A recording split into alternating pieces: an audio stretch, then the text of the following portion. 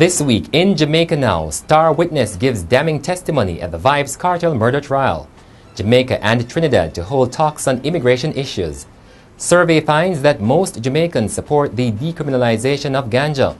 And UWI student falls from second floor of a hall of residence. The details of these and other stories coming up after the break. The Gleaners Food Month. Look. Save. Listen. Power 106. Log on. And participate. The Gleaners Food Month, celebrating food in November.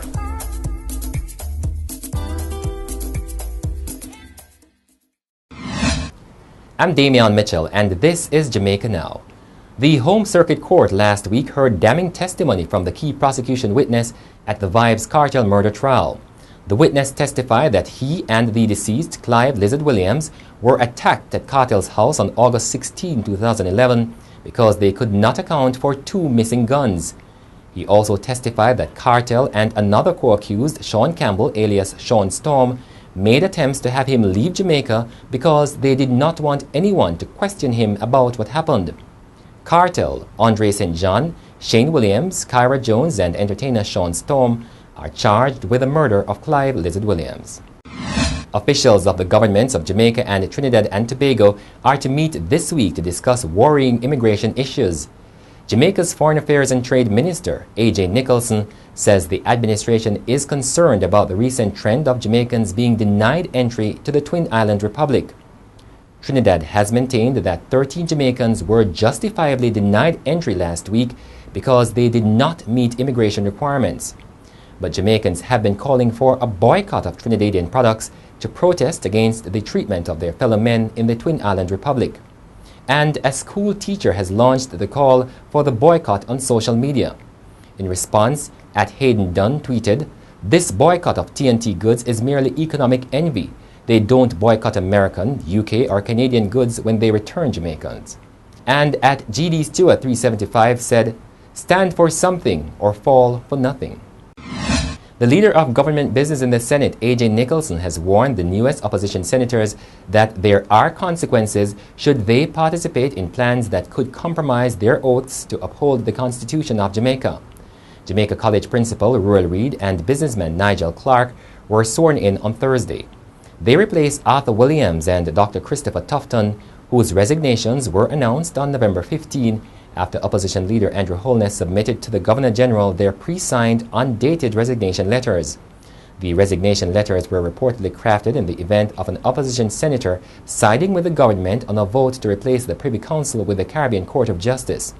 Arthur Williams had taken the opposition leader to court to prevent his ousting, but the Supreme Court turned down his application for an interim injunction to bar the opposition leader from filling vacant seats.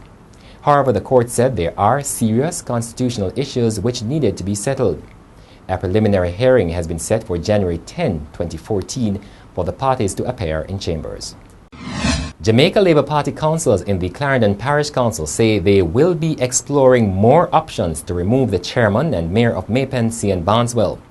A vote of no confidence brought by Minority Leader Winston Mirage failed to get the support of the council at a specially called meeting last week. Councillor Mirage argued that Mr. Barneswell's action in the Spalding's Market affair has brought the Clarendon Parish Council into grave disrepute and he should be removed. However, the motion was defeated in a vote of 10-3. A recent study has found that a majority of Jamaicans may be in support of relaxing the laws prohibiting the use of ganja.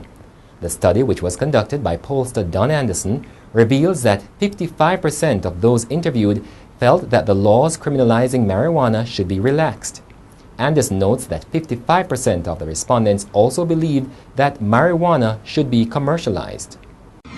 A female student of the University of the West Indies was rushed to hospital on Thursday morning after falling from the second floor of the Mary Seacole Hall of Residence. However, the extent of her injuries was not ascertained. Our source says members of the student's family visited her in hospital within hours of the incident. The university's communications department promised to return a call about the incident, but did not do so up to news time. And that's it for this edition of Jamaica Now, your weekly review of the big news stories. Send us your comments at onlinefeedback@gleanerjm.com. You may tune into Power 106 FM for regular updates. Follow us on Twitter at Jamaica Gleaner and on Facebook at Gleaner Jamaica. I'm Damian Mitchell, and as we go, we bring you excerpts of the Vybz Kartel murder trial.